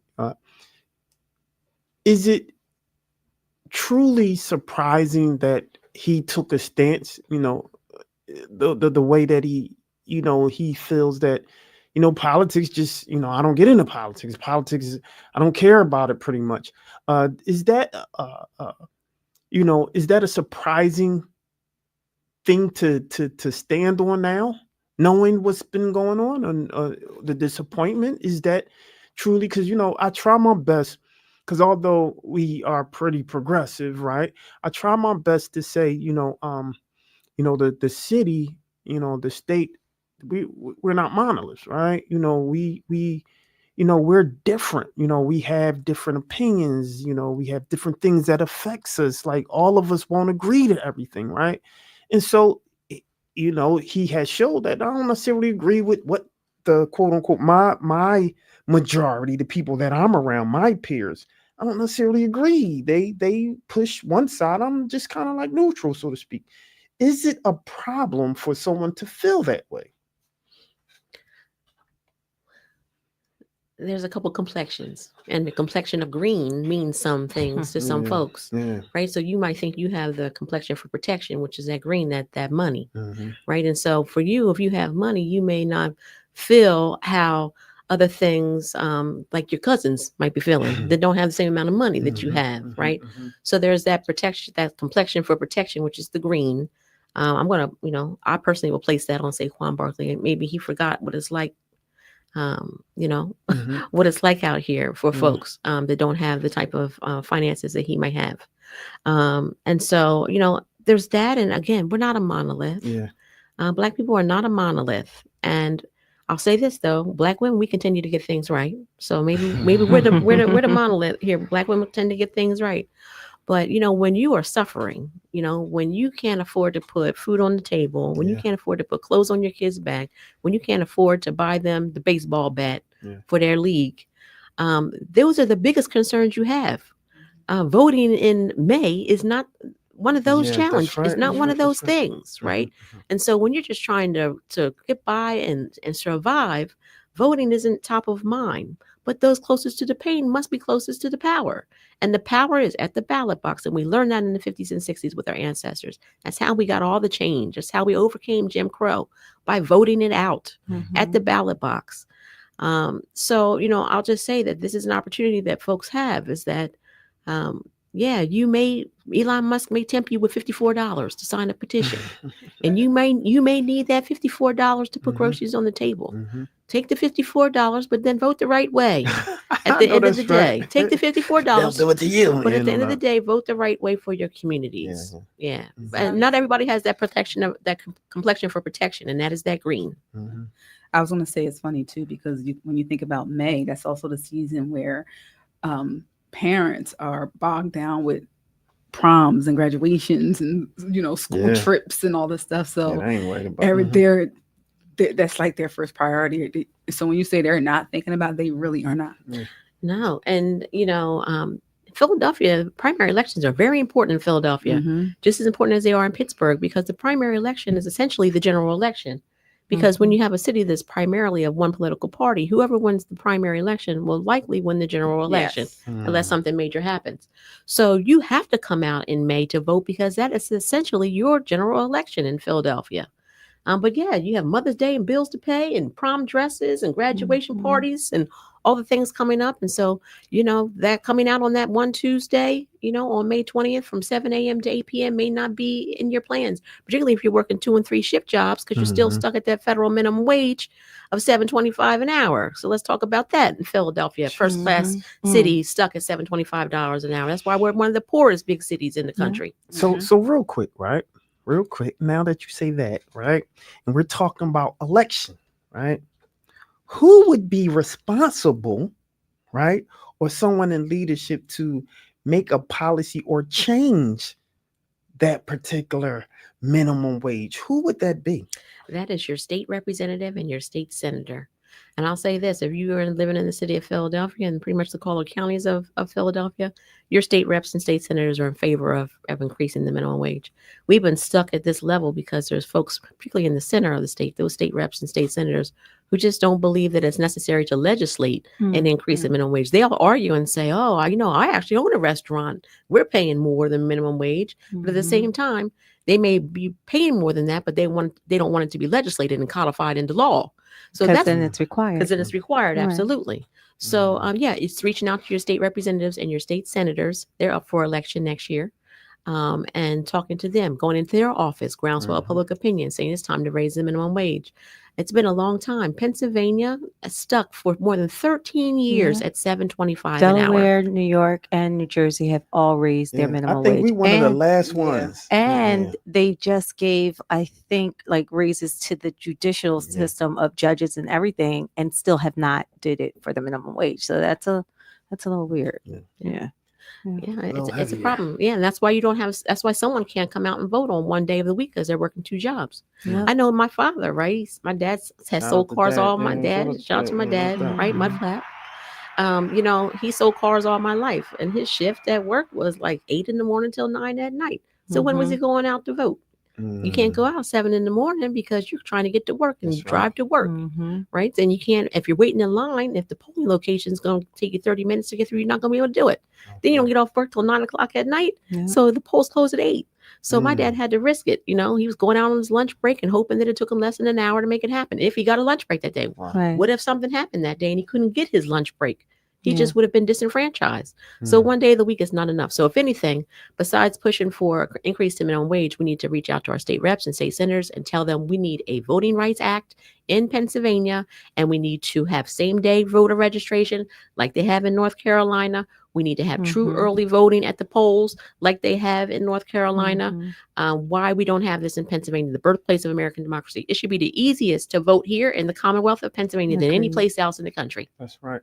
Time flies. Jeez, it's already Mhm. 10 o'clock. But I do want to give you the opportunity real quick because you're doing some great work with your new podcast, right? And so I would be remiss if I didn't allow you to amplify that because you are talking and doing some great work and trying to get that information out there. So why don't you talk a little bit about the podcast? Yeah. Yeah, so super excited to have launched a podcast this year. It launched in April, early April. It's called Slingshot, the podcast. Nice. It's named Slingshot in homage of David and Goliath and how David was able to take down Goliath with a single slingshot. Mm. And so we're trying to, provide some entertainment. We're talking about, cultural issues. We're talking about music and sports and, all the things that we want to hear about, right? When our lives aren't political, all the things we want to hear about, but then at the same time, kind of weaving in some political talk into that. And we're going to have some really outstanding guests coming up in the future episodes. So I encourage you, all the places that you watch your podcast, that you get your podcast, Apple, you can go to our website, slingshotthepodcast.org, and find us and watch the episodes and support content creation, Black woman content creation for Black people. So this podcast is created for Black people, particularly for Black men. It's a place for us to have our voices heard, learn some information that we may have never heard before, and get it in a way that is still entertaining. Awesome. Yeah, fantastic. So shout out to you with all of the work that you're doing, and shout out that to you for now giving platform or acknowledging the brothers, right? Acknowledging the brothers out there, right? I think a lot of the men out there now are feeling a little left behind or not acknowledged, right? And I think you're giving a platform to, show a little bit more of that, that we got you. We understand that there's a voice there, and here's some information for you. So kudos to you. So, but before I let you leave, why don't you let everyone know how they can get in contact with you, especially your organization and all the great work that you're doing. Yes. So again, today, our 4-year anniversary, really excited about that. A lot of businesses go out of business early on. So this nonprofit, nonpartisan organization, we made it through 4 years. You can find us on all the social media channels. Our handle is at New Pennsylvania or at New Pennsylvania Project, depending upon where you're going. But you can find us on Twitter. You can find us on Threads. You can find us on Facebook, LinkedIn, Instagram. The podcast, again, Slingshot the Podcast, anywhere you get your podcast. And the website, newpaproject.org. And you can find out where we're having events and where's our next candidate forums. And we're having candidate forums for school boards as well. Also very important elections, outside of Philadelphia area. So follow us and donate to organizations like ours. 4 years ago, I was the only staff member, and today we have more than 50 staff members. That's a 50, Awesome. right? So we're a job creator. We're paying good wages, and everybody's got 100% of their medical insurance and dental and vision paid for, right? And we are hiring in Philadelphia. So if you're interested, go onto our website and find out what we're hiring for. There you go. There you go. Awesome. See, giving up them jobs. So make sure you reach out. So I don't want you guys to go anywhere. When we come back, we got some good news and bad news. Some good news. Yeah. Yes. All right. Some Yes. good news, right? And it's about Saquon Barkley. Okay, we're gonna talk a little bit about that.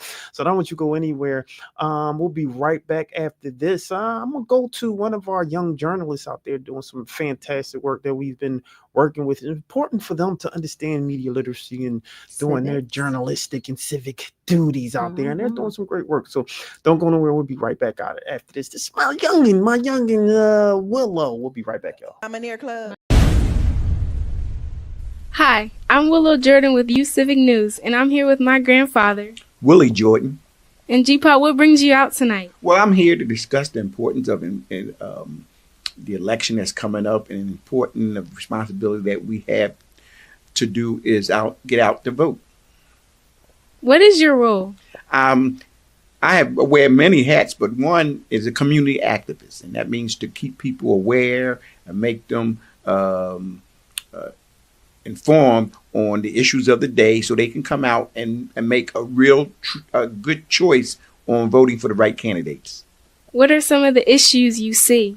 Housing, education, transportation. There's a lot of things. Anything that we do in our lives has to do with elections, politicians, elected officials making those decisions. The amount of time that you stay in school and the amount of days you stay in school is based on what some elected official came up with. How important is it to vote? It is very important. It's not just important, it's responsible. Voting is not a selfish activity. It's a selfless. You vote to help others. So as you help others, people help you, and it'll be a better world, a better city, a better country to live in. Where do some of your beliefs come from? Well, my belief is based on, I would first come from my home training. My parents told me the importance of civic responsibility, caring, loving, sharing, being involved, being responsible on your actions. Is there any positive knowledge you would give to the people who don't vote? I would tell them, if they can't come up with a reason why they should vote for themselves, come up with a reason why they should vote for someone else, for their parents, for their children, for more street lights, how they want a better community. Do it for someone else. I'm Willow Jordan reporting from Youth Civic News, and I'm here with my grandfather, Willie Jordan. Thank you. You're welcome. I'm out Pete, Philadelphia, 106.5 FM. We talk weeklies after the talk with your boy Charles Gregory and the beautiful Classy Lady Sparkle. and the beautiful. Lady Esther. And yeah, we got good news and bad news coming up. You ready? Yeah, I'm ready. Give it to me early. Man. All right. So as our guests have been talking about Saquon Barkley, this is about Philadelphia's Eagles star Saquon Barkley. So he had a record-breaking season for the Super Bowl win. Y'all already know that. He became an instant fan favorite, but this week he's under fire.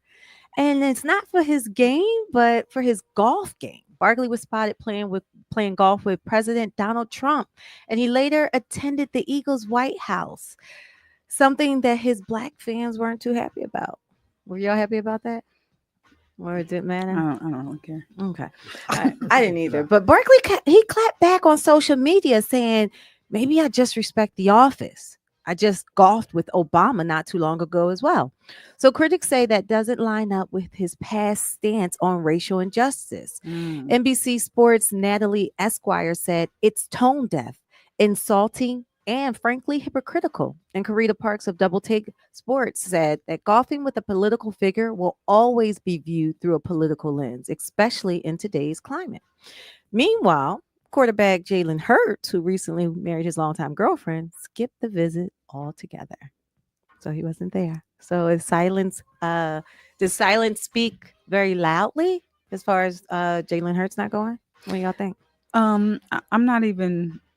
So this is the thing. He's the quarterback. So they want to put all that attention on him and what he didn't do. But what they're not talking about is there was less than half the team who attended. Hmm. So Yeah. let's talk about that. So why is So like why y'all don't just of which say Jalen Jalen. Hurts is he was the only one that actually had a like a real conflict, scheduled conflict. So, but why wasn't everybody else? But they're, but he's the one that's being highlighted because he's the quarterback. Yeah, right. But it was less than half the team there. So can you separate the athlete from the actions off the field? Like, or should public figures be held accountable for who they stand next to? Like, he does his job, he goes to work, he does his job. Why is he held to a standard outside of his? But this is the thing, outside of his job. This is one of the reasons why conversations like religion, politics, all these type of things aren't really held, a lot in these public places. And that's why your choice of who you vote for is not always public, because everybody has a choice and then everybody has an opinion, right? And just because somebody feels different than you, does that make them a bad person? Everybody has their own political views. But I don't understand where it's like this crazy fight or argument, or people just don't associate or talk to each other. Or if you don't think the way I think, then I'm not talking to you anymore. That's the crazy thing. And that's and why people and why we say that. And it sounds like, that doesn't make sense. But it's done so often because everybody's mad at Snoop Dogg. Everybody's mad at Nelly. But it seems like it's more from, and people may disagree with me, but it seems like it's more from a liberal side than the conservative side on views. But this is my thing. I could see if you're, dragging somebody because they say one thing one day and now they didn't switch in order because they flip flopping or they're not, staying true to something. But if that's what they're doing, that's what they're doing. Right. So do you agree with that? Like in music, like with the whole R. Kelly and Puff Daddy, you talk about. No, I'm saying does that kind of apply in that regard as well? Somebody who did something, but they're now saying, okay, I can't support this person because of, what they do is their craft outside of what they do in their personal life. So then now you're getting into what's the reason? You know what I'm saying? Okay. What is the reason you don't support Donald Trump? Do you not support this president because you don't like his political views, or do you not support him because you don't like the fact that he's doing stuff other people are doing and getting away with it, like grabbing vaginas and all this other stuff? If this is the person that you feel like is, you also want to call a monster and should be in jail and charged for stuff, and you don't want to be associated with him because you feel he's a certain way from that aspect, that's different from political views and how you run a country or a city, or it's political. So what's the reason you don't like him? What's the reason? What you know what I'm saying? What is your issue? I always say something similar to that. I'll say, let's just say you go to your favorite restaurant or your favorite supermarket.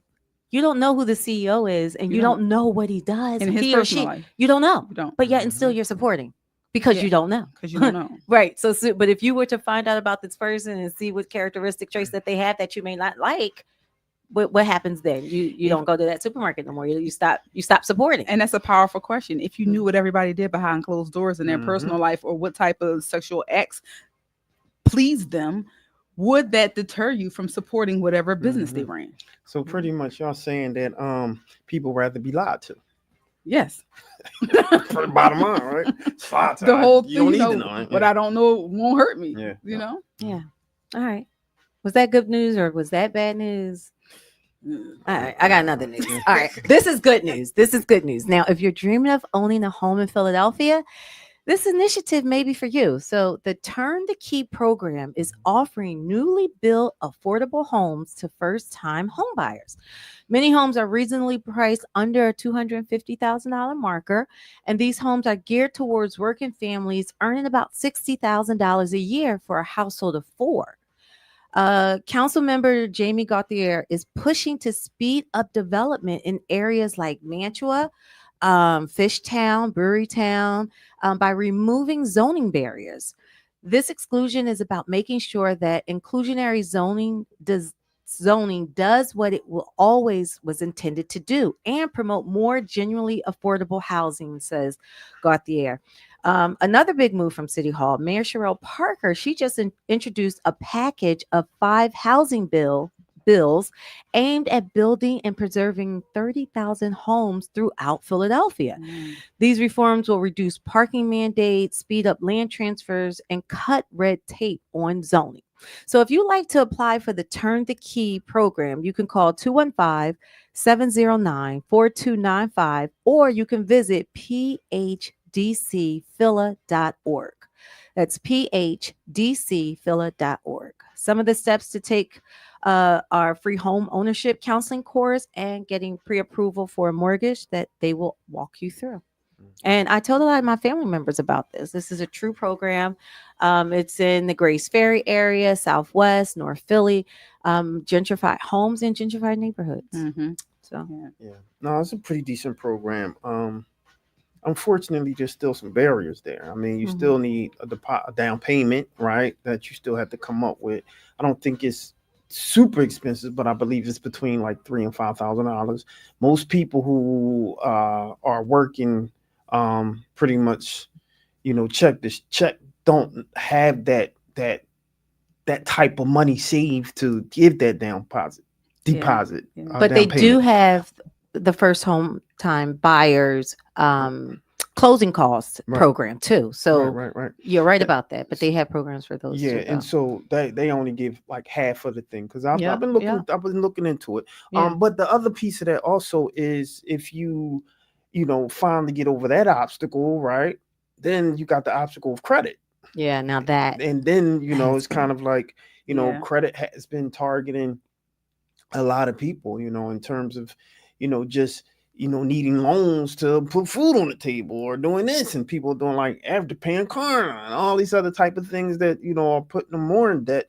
And then, I don't know, it's just like this never-ending cycle of still staying in the position that you are now. All of that said, I'm not trying to give anybody no pass or anything like that. It's just, I see some little kinks in the armor of this this new kind of like program that they're putting out there for the people. But I like the intention, and that's pretty much the bottom line. I like the intention, so we can go from there. And with that being said, since there are barriers in that, what I'll do is, on the next segment, I'm going to try to find more programs and more resources that people may need or want to look for in the Philadelphia area that may not be highly advertised.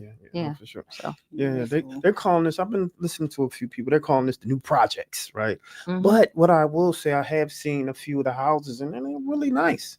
Really nice. They put them in there, and back in the day, those neighborhoods were not the best neighborhoods, and now a lot of them are basically being, they're vamping up. So, which I'm happy about. You want to drive through your city and not see, because it's frustrating to see tons of abandoned buildings or houses that's just been torn down, or maybe it was a fire on that block and it still looks like that 5 years later or 10 years later.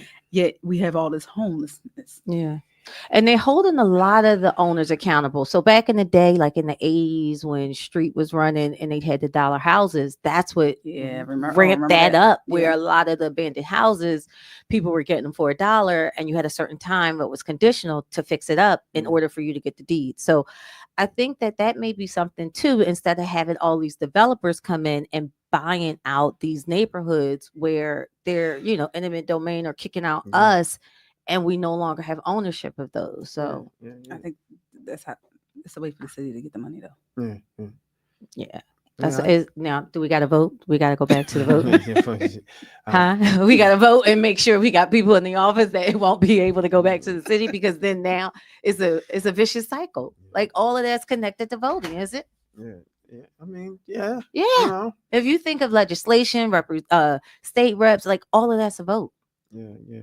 But I think it's still some. Go ahead. No, I think it's still some things that some obstacles that's in place that still has us running in place, and everyone for some reason is scared to talk about the parking authority. So all of these new establishments that are being built up, these affordable housing, guess what they're doing on the streets? They're putting up meters, or they're putting up, you only could park there for 2 hours in front of my own house. Right. So that's a problem. This is a So problem is that that- people are scared to. I don't know what that is. That we probably had to do some research. But It's a brother vote. Michael Well, Court, they- attorney I Michael think- Court, right? He's talked a lot a bit about it. Go ahead. No, I was gonna say when they put those signs up on residential blocks, because it Mhm. may be in the city, but it's people live there. It's Yeah. housing, Yeah. like you said. Those people have a permit, but do they still They have to pay for that permit? They have to pay for the permit. Wow. Hmm. Okay. They have to pay for the permit. I think it's yearly, or every few months they have to pay for the permit. Not only that, right? Because I I thought- used to think them having a permit meant because I live here, I can park here I for thought free. that was too, because I remember a family it's member not. having it, and No. then they said if you want additional cars or people, then that No, would, you have to pay for You have to pay for the permit Mhm. to park on your block. Period. oh, that's Like, crazy. Yeah. Yeah. But who? Okay, so does this go back to legislation for your council people, your state reps, and Yeah. you know what I'm saying? Like that. That's like And I mean, there is. I believe you have to have a certain amount of people that's kind of for it. The problem with that, the people that are forward are gentrifying the blocks, right? And so they're the new people that's coming on the blocks of the people who been there forever, who now potentially are on fixed incomes that now have to go through another obstacle to stay on their Yeah. own block that they already own the house for. that sound like And so HOA almost. I'm just saying, like, this is like we have to do something about the parking authority. It's no question Yeah. that's a problem, with no pool. and it has to Right. be fixed. Period. There's no question. Yeah. Yeah, but and that I think even with the parking authority, it's almost like that. It's almost like SEPTA. They're the only ones that have That's the domain problem. That's right. too. Yep. Like Mhm. nobody else. Yeah. Again, if Candida was still here, she would say it, but she probably no. It goes back to a vote. It Yeah. does. It has to be someone in legislation that has to okay this, to write this out, to say that it was okay. Because as a native of Philly, with certain things that wasn't there, how did it become Yeah. approved? Yeah. You know, and what it is that people do complain, but do you go to the town halls and stuff? Do you go to those community times where they're about to say, okay, this is about to be considered a sanction or a law, and no one shows up, and then Yeah, and two, and my only pushback with that, right? Because I agree with you, right? So two things can be accurate, right? I agree with that position. However, it's just like what Khadija mentioned. There's certain, like, think of her dad, right? Just think of her dad, right? you can't make it. You can't even make it's Yeah. they're Yeah, working, they're working with a lot of people that's out there really working, and they don't have not necessarily the time to vote per se, but they don't necessarily have the time to turn on TV to even find out what's going on, right? Yeah. And so we have to I mean, they have to be held accountable also, but we have to acknowledge that everyone isn't doing the same exact thing. And for those who are informed, right, there's others who are not. And it's Right. not because they don't have the ability to or the capacity Yeah. to. It could be that they're just too busy to do that. right? Honestly, So- it's like if it wasn't for the digital world, you know how you get mail and you got to see what the bill is and send Yeah. in.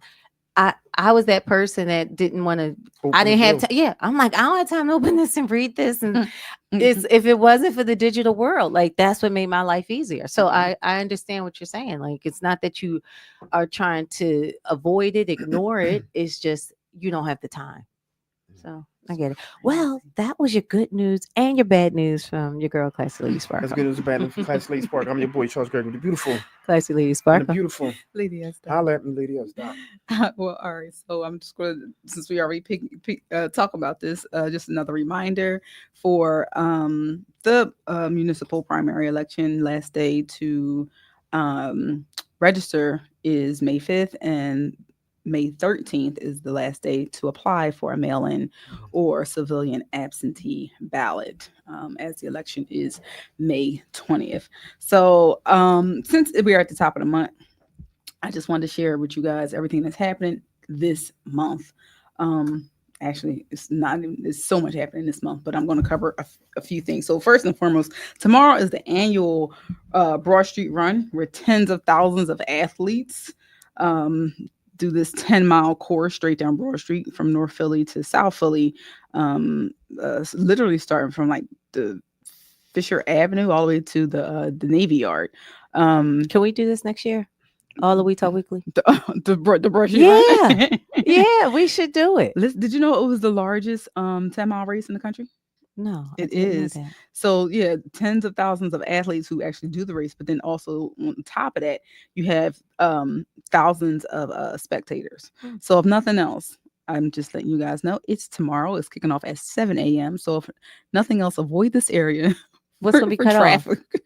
for traffic, if nothing else. Well, it all of literally from Fisher, the entire Broad Street down to Neal Yard, from North Philly all the way through to South Philly.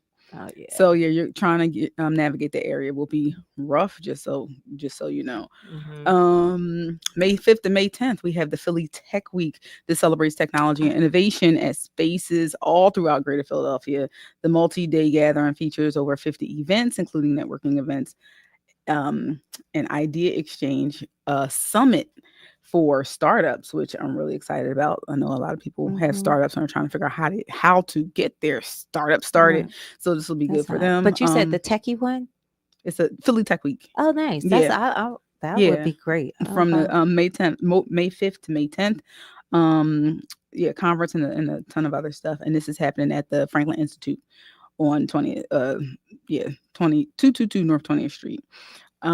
Sunday, May 11th is Mother's Day for all you reminders. So you can't say that you forgot. And they're having a gospel. Leah Core Center is doing a Mother's Day gospel celebration with Donnie McClurkin, Kurt Carr, Hezekiah Walker, Miranda Curtis, Leandria Johnson, and Kalente Gavin. So that's going to be at the that's a cool list. Nice. That starts at 4:00 on Sunday on Mother's Day. So if you're trying to find something to do with your mom, that may be an option. May 17th through the 18th, we have the South 9th Street Italian Market. I know a lot of people like to shop down 9th Street. So this is where it's going to be a ton of food. You can eat right then. The festival will feature over 100 area vendors showing off their range of cuisine and beverages and things that they can do. It's going to cover it's going to cover a span across 7 city blocks. And it's going to they still did that. Yeah, it's going to be from Italian Market 10 a.m. to 5 p.m. May 15th through June 8th, the popular show Rent is going to be running at the Art and Theater. I know a lot of people, that's a really popular one, and it's going to be here from May 15th to June 8th. Another big reminder, we talked about this a little while ago, is just the HBCU Festival. We talked a lot about HBCUs tonight, but May 17th is the HBCU Festival at the Mann Music Center, 11 to 5. And they're going to have marching bands and performances, food trucks, and there's also going to be a huge college fair happening during this festival. So, Mann Music Center. And real quick, for the Art and Theater, a lot of people don't know this, but for like the opening nights or the I think they call mezzanine things, they are discounted tickets. Yeah, they will have some discounted tickets and specials. And the first night, and it's going to be here from May 15th to June 8th. So the first night, May 15th, definitely check Rent that is out. real popular. Rent is real popular, and it doesn't come that often. A lot of times, folks are trying to see it and they're trying to like catch it, and they go to like Chicago or New York or whatever. But it's going to be here, so that'll be cool. Another reminder for just some fun things to do in our city. May 23rd through the fall, our Delaware River waterfront, Columbus Avenue, Marshalloo, everything's gonna be open down there. So the Independence Blue Cross River Rink Summerfest, that's where they have the NHL size roller rink, or by the double-decker carousel, a 60-foot Ferris wheel, mini golf, moon bounce, boardwalk games and rides. I don't know if anybody knows that that's there, but it's down there. You can actually see the Ferris wheel like from the expressway. And then a couple miles, just I don't know, maybe like a mile down the road going in the south direction, you have the Harbor Park. So both of those are opening on the 23rd and will be open through the fall. So Harbor Park is now it's just like a huge hangout with cocktail bars and music and stage performances. It's a lot of stuff that's going on down there. And they even do like they have outdoor yoga down there sometimes. And who said there's nothing to do in Philly? It's a lot of stuff going on. And it's like people always say there's nothing to do here. I definitely want to give out a shout out to Pride Week. They call it Pride Week, but it's like 2 days. It's May 30th to June 1st. The Pride around the city and city flag reason is going to be Friday, May 20th. And then the Pride Promenade will be Saturday the 31st, and then June 1st will be the actual Pride March and Festival. And then that same weekend is Roots Picnic. Oh, wow. So yeah. If for nothing else, make note of these dates for travel. That's a lot. Because everybody talk about traffic in other cities. Traffic be here, be trafficking too. Mm-hmm. So And May is a great month for weather. May is a great month. It's kicking off the spring. It's not too hot. You still got some nice nights. So get out and enjoy all this stuff that's happening, y'all. So that's all I got for what's happening in Philly in May. And it's May 30th. So you got time to plan out for all this stuff. That was nice.